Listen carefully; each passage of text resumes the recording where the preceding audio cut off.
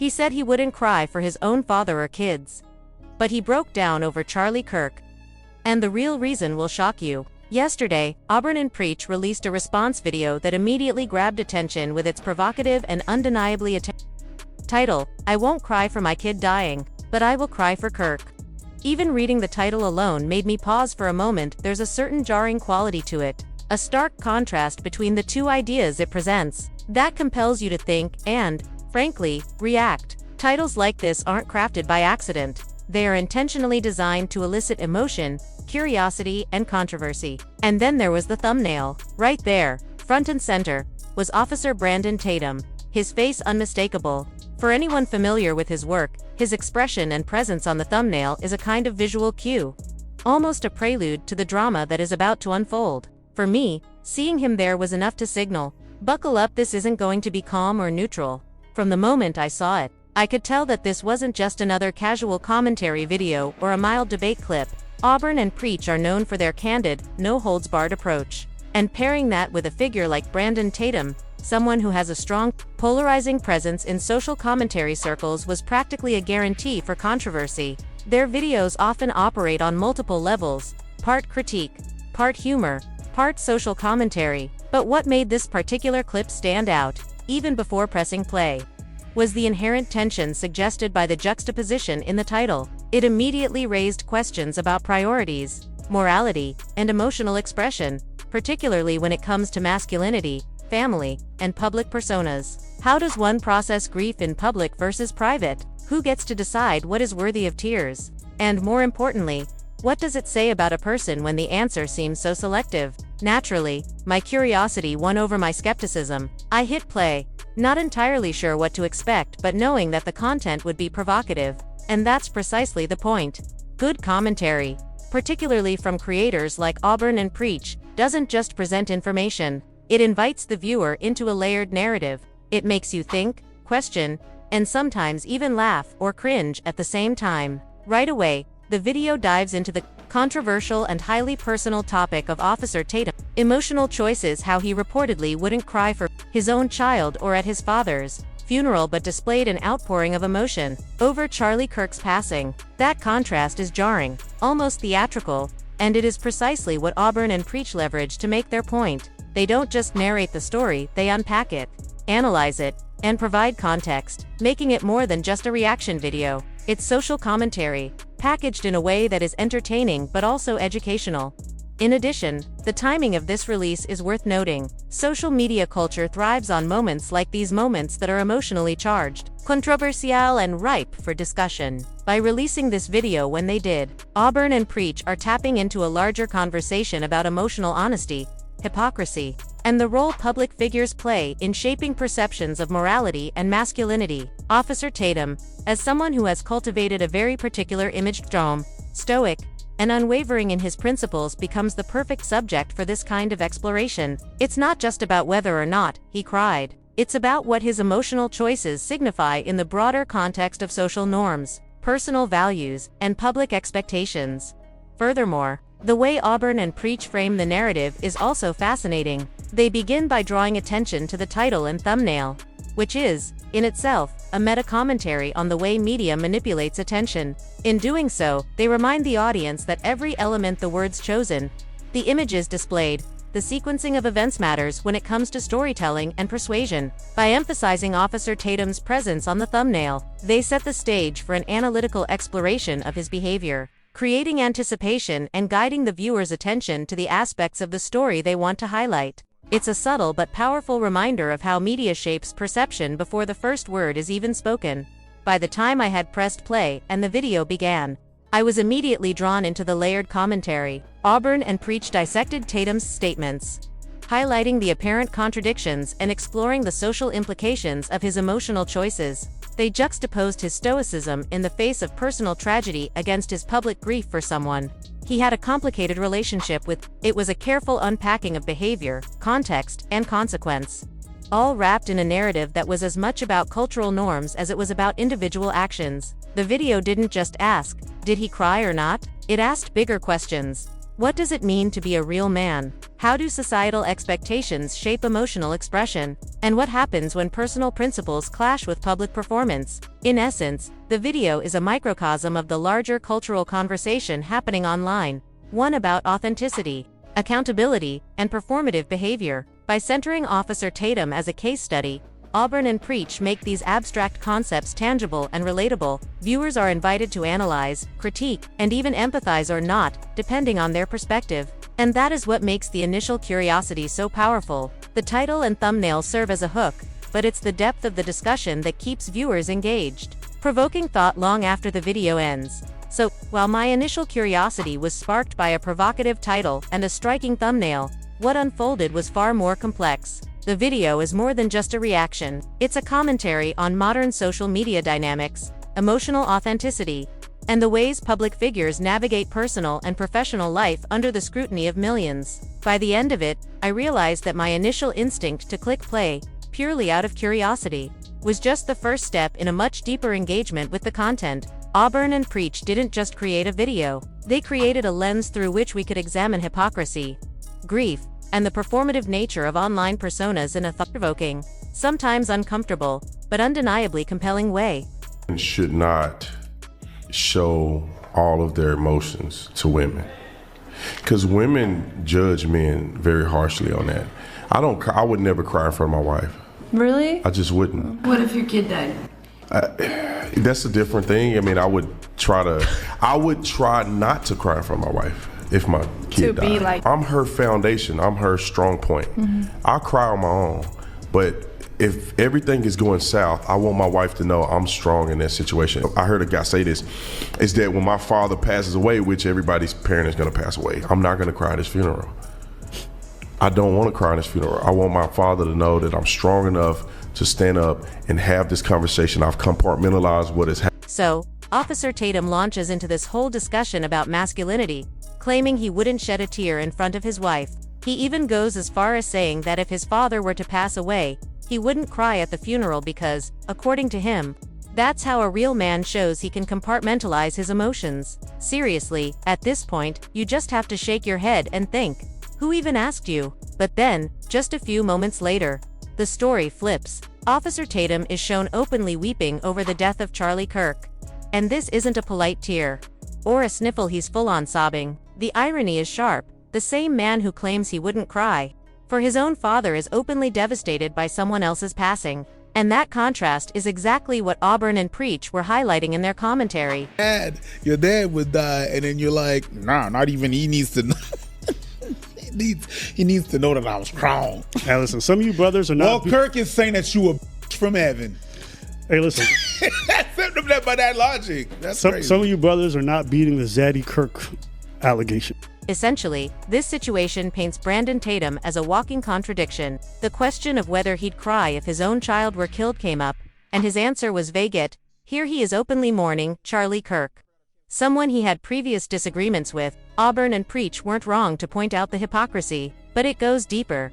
There's the question of authenticity. Were those tears genuine, or just performative? Adding another layer, there's a content creator named Ian Nunt, who's associated with some far-right circles. He holds conservative values, but is notably On the other hand, Brandon Tatum is firmly pro-Israel. Some might even label him a Zionist. That ideological clash has stirred friction between the two. Ian Nunt has reached out to Tatum before, sparking heated exchanges. So part of this story isn't just emotional hypocrisy. It's entangled with political tensions that have been simmering behind the scenes. Say the guy's name, but this guy he told me to eat a you-know-what on my DM. No, I don't think they know what, but it was or an eggplant. Now, I will slap this guy with an open hand. No, you won't. With the back of my hand if he ever said that to me in person. Now, he never will, and I put that on everything, he never will. So, that's essentially where the misunderstanding starts. But the story doesn't stop there. We need to unpack Ian Nunt's issue with Brandon Tatum and how it ties into Tatum openly crying over Charlie Kirk. Keep in mind, Brandon Tatum isn't just a commentator, he also has merchandise. Like many big creators, selling gear as a side hustle. When Charlie Kirk passed away, Tatum made a particular move in response, and that's where things start to get interesting. Income anymore, that's detrimental to a person's family. Charlie Kirk had a show that was tremendously successful. It's a dog-eat-dog world. They're not finna keep his show going. They're gonna cut his show after probably another week or so, and they're gonna put somebody else in that spot. You're talking millions of dollars coming into his family that's no longer there. Unrealized gains. Charlie Kirk probably would have wrote 40 more books. Charlie Kirk should have lived another 50 years. And his children and his wife are not going to have that unrealized gain from Charlie Kirk's legacy moving forward. So this is a contributing option for us that love him, that really love him and that care. I actually made a video about this situation before, and it struck me as really odd. Brandon Tatum has openly admitted he hasn't been invited to Turning Point USA events. On top of that, he's criticized Charlie Kirk for bringing Tucker Carlson onto the TPUSA platform and even accused him of being yet here he is now mourning Charlie's death publicly. It's the kind of contradictory behavior that makes you raise an eyebrow, friends. Loyalty, and all that complicated stuff. Turning Point USA also sells its own merchandise. Brandon's pitch was basically, buy from me, and I'll send the money to Charlie's family. But logically, people could just buy directly from TPUSA's merchandise line to support the family. Tatum's approach, however, seemed to carry a subtle pressure tactic, warning that things might get shut down, or dramatizing the urgency. That's part of why Ian Nunt, who also produces his own merch and has far-right connections, has beef with him. It's a clash of motives and merchandise. Here's an interesting twist. I actually visited Turning Point and spoke to the top people in charge of their merch. I even got close to arranging a full tribute line featuring Charlie's signature, with all proceeds going to his family. But when I asked what other companies were planning to do similar projects, Brandon Tatum's name didn't come up. Did he even ask for permission? Did he make any effort to involve the family properly? It seems not. The reality here is stark. Some people, even if they claim to care, won't act unless there's personal gain involved. And that's exactly the critique being leveled at Brandon. He's being portrayed as self-serving, profiting from grief, and prioritizing himself over genuine support for Charlie's loved ones. Suddenly, the tears over Charlie Kirk look a lot less innocent, and the story only gets messier from here. And I actually went to Turning Point and talked to the people higher up that were in charge of the merch specifically, and almost got to the point where I was actually going to put Charlie's signature on the sleeve and make it all about Charlie, and we were going to make it a whole big tribute thing. And I had permission from the very top. What's really interesting though is when I asked them what other companies might be doing it, they didn't mention yours.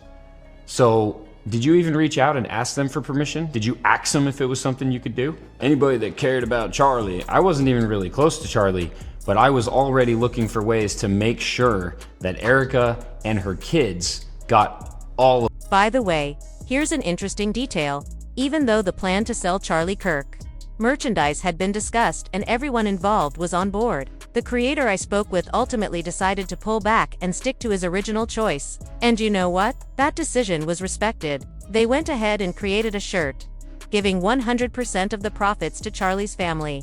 But this wasn't just a single shirt, they produced dozens of items, all featuring Charlie's name and likeness. The total sales have reportedly approached $500,000. Yet, there's some confusion in the numbers. Did the money already go to Erica Kirk and the kids? Or is it still pending? And there's also a difference between proceeds and profit, which seems to have been intentionally blurred at first. Initially, all proceeds were promoted as going directly to the family, which motivated people to buy. Later, that shifted to profit, raising questions about how much of the money would actually reach them. Having spent years working in this industry, I can confidently say that what we're seeing here is a textbook example of what insiders often refer to as a grifter move. It's subtle, strategic, and designed to look charitable or empathetic on the surface, while simultaneously benefiting the person orchestrating it. Mr. Wint did an excellent job highlighting the mechanics of this tactic, specifically how Brandon Tatum appears to have shifted the terminology from proceeds to profit. On paper, this may seem like a minor semantic change, but in reality, it is a deliberate manipulation of perception. By framing it as proceeds initially, it creates the impression that every single dollar earned from the merchandise goes directly to Charlie Kirk's family. But once it is reframed as profit, the narrative subtly shifts to allow a portion to remain with Tatum or his organization. It's a small change in language that has enormous implications for trust and authenticity. The takeaway from this is significant and frankly troubling. From the outside looking in, it may appear that Tatum's grief over Charlie Kirk's death is genuine, but when you examine the broader context and his past behavior, it becomes increasingly difficult to take at face value. According to multiple reports and observations by content creators analyzing the situation, Tatum never had a close personal relationship with Kirk. They weren't friends in any meaningful sense, and there is evidence that their interactions were sometimes contentious. Yet, the public display of mourning has been substantial, emotionally charged, and highly visible across multiple platforms. When you combine this with the simultaneous release of merchandise designed to capitalize on that emotional moment, it starts to feel less like authentic grief and more like a calculated performance. This is a classic case of monetizing sentiment. People naturally respond to grief, they empathize. They want to support the family, and they are willing to participate in gestures of solidarity. Merchandise becomes a convenient vehicle for this, turning raw emotion into quantifiable revenue. When you think about it, the mechanics are actually quite clever from a purely business standpoint. Identify a moment that evokes widespread sympathy, position yourself as a conduit for charitable action, and encourage people to participate financially. The optics are that of generosity, but the underlying system allows for personal benefit. This is not unusual in industries where public perception can be leveraged for profit, but it does raise serious ethical questions, especially when it involves the death of an individual and the livelihood of their surviving family members. The optics of Brandon Tatum's tears in this scenario are particularly striking. On social media and in video clips, the intensity of his emotional display is undeniable. He is visibly shaken, crying openly, and articulating a sense of loss that commands attention. From a viewer's perspective, it is easy to be moved or to feel empathy. But when you place that against the backdrop of his prior statements about not crying for personal family members, the cognitive dissonance becomes impossible to ignore. If the tears were purely about emotional authenticity, they would align with his values and relationships. Instead, what we see is a highly performative reaction that aligns conveniently with an opportunity to generate revenue and public engagement. It's also worth noting that this isn't just about optics or performance, it's about timing and opportunity. Charlie Kirk's passing created a specific emotional and cultural moment. Grief, public mourning, and media attention converge in ways that can be exploited if someone is strategically inclined. By releasing merchandise and framing it as charitable action during this peak period of visibility, Tatum ensured that the initiative would gain maximum traction. The mechanics of this move are almost surgical in their precision. Emotional storytelling combined with the monetization strategy that capitalizes on timing, visibility, and public empathy. For those in the industry, it's a familiar pattern. Emotion plus scarcity plus opportunity equals revenue. In short, all the tears, all the theatrics, and all the public displays, it increasingly looks less like genuine sorrow and more like a calculated business maneuver. From a critical perspective, this raises ethical concerns. Public figures wield influence, and with influence comes responsibility. Exploiting someone's death, or the collective grief of an audience, for financial gain crosses a line in ways that can undermine trust and credibility. If the reports and observations are accurate, Brandon Tatum's actions position him not just as a savvy entrepreneur but as a first-class grifter, someone who leverages emotion strategically while masking self-interest behind the veneer of altruism. Ultimately, the implications extend beyond this single incident. It serves as a cautionary tale about how emotion can be manipulated online, how language like proceeds versus profit can shape perception, and how public displays of grief may not always be what they seem. It also challenges audiences to think critically about the motivations behind the content they consume, and the figures they support. In an era where visibility equals influence, and influence equals potential profit, the lines between genuine emotion and performative action are increasingly blurred. So, what do you think? Is this genuine grief?